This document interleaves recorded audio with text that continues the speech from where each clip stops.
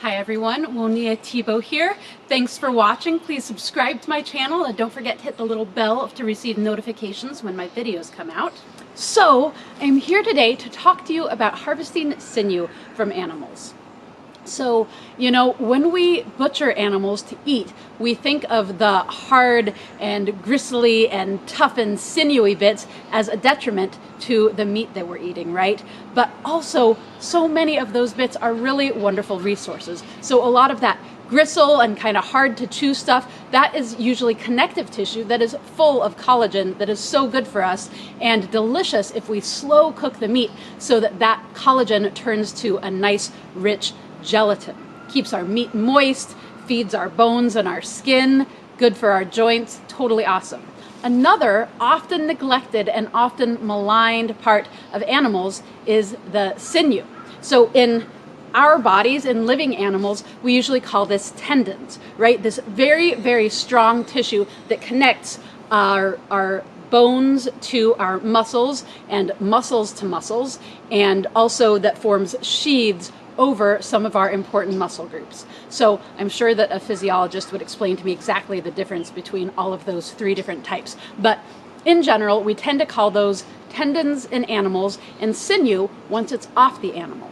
Sinew, while hard to chew in your meat, is an amazing resource. So here is an example of a piece of sinew, and this is so incredibly tough and strong, but also thin, that it makes a wonderful thread. So you can use this for sewing up skin clothing or sewing up other things. You can twine it, you can cord it together using reverse wrap technique to make a strong cordage. Sinew is super strong and makes a good bowstring.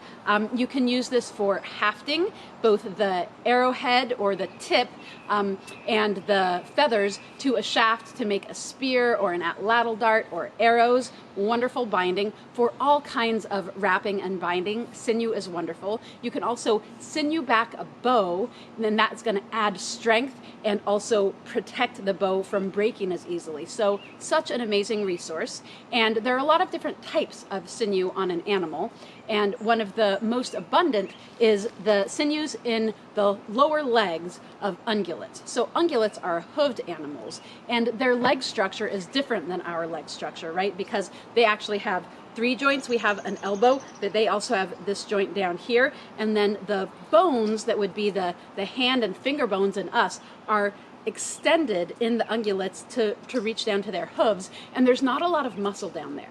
That hoof is mostly powered by the muscles further up in the legs of the deer, which means it's mostly strong tendon and not a lot of muscle down here.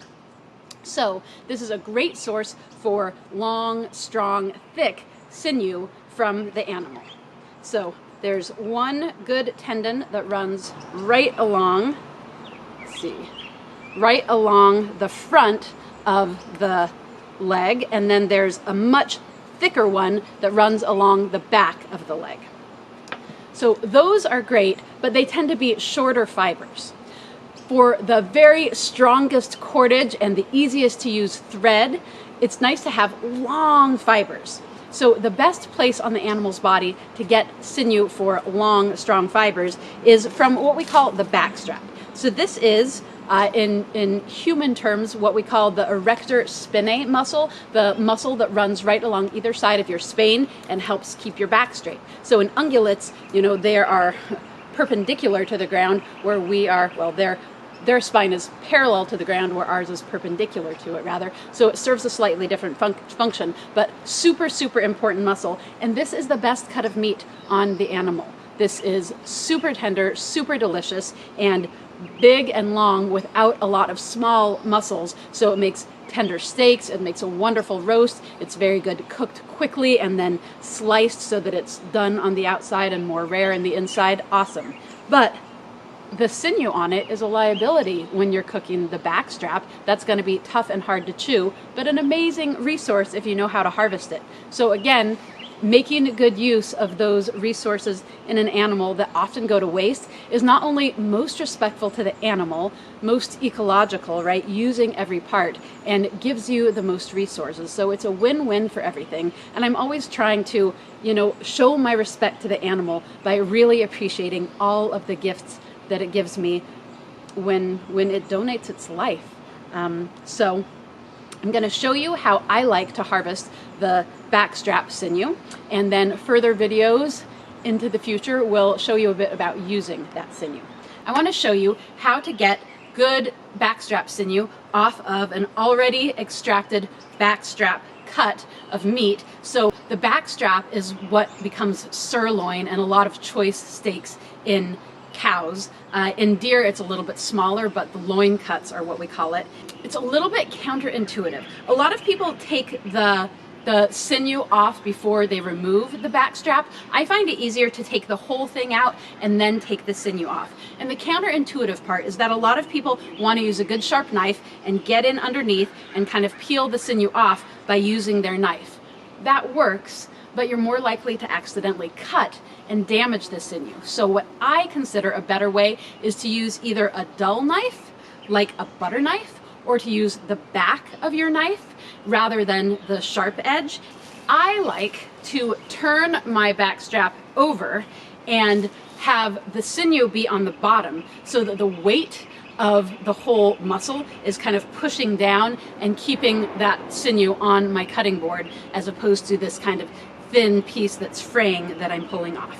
So I like to start off by getting in underneath it, and I do use my knife for that. So I don't start right on the end, because then it's going to require a lot of knife work. What I like to do is start in the middle and just get underneath that thin layer of sinew with the tip of my knife.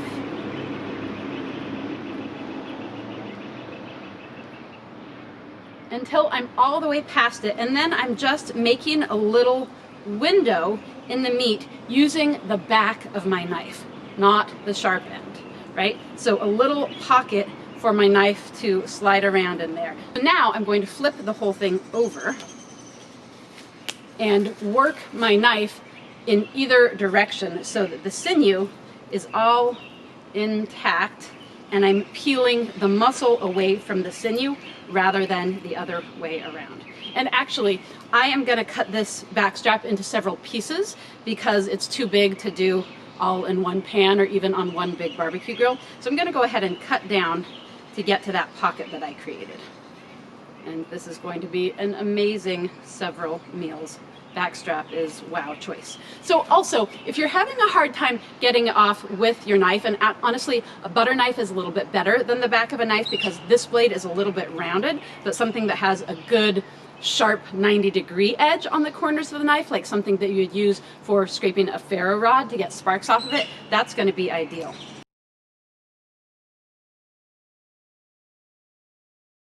Right, so I ran inside to get a butter knife because I actually prefer a butter knife to the back of my knife, just because then there's no sharp edge that I have to worry about. So as you see, I'm just going to get in there and kind of peel, hold down the sinew, and then push with the butter knife to keep that muscle intact. Peel a little bit and then push to clean it. And now I've got the sinew easier to hold on to. So peel and use the butter knife. Peel and knife, and there we go. So clean, beautiful piece of sinew. Look at that beautiful cut of meat I've got now with no gristly tendon in there. And then flipping it over.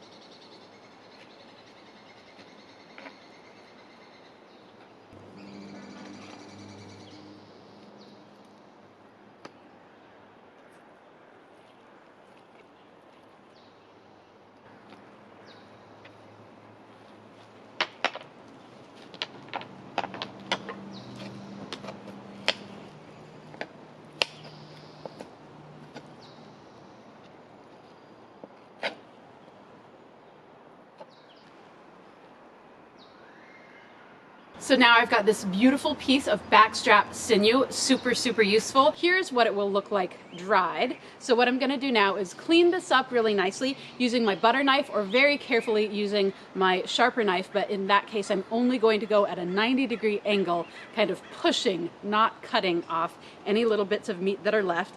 And then it's nice to lay this out on a flat surface so that the kind of moisture that's still in the sinew is going to kind of stick it to the surface, a piece of plywood or the roof of your car or what have you, so that it dries nice and flat like this, and then it's going to be ready to use just like that.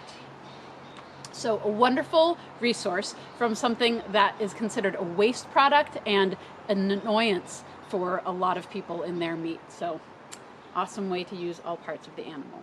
And I'm gonna cut this in two because this is a good sized backstrap. And 3 beautiful pieces of a lovely backstrap to cook up. Awesome. Thanks everyone. Please subscribe to my channel and tap the little bell there if you want to get notifications when new videos come out. And please check out my website, buckskinrevolution.com, and sign up for my mailing list to hear more of what I have to offer. And consider joining my Patreon team, which is where the vast majority of my funding to keep putting out these lovely videos for you comes from. So thanks so much everyone, and Viva la Revolution!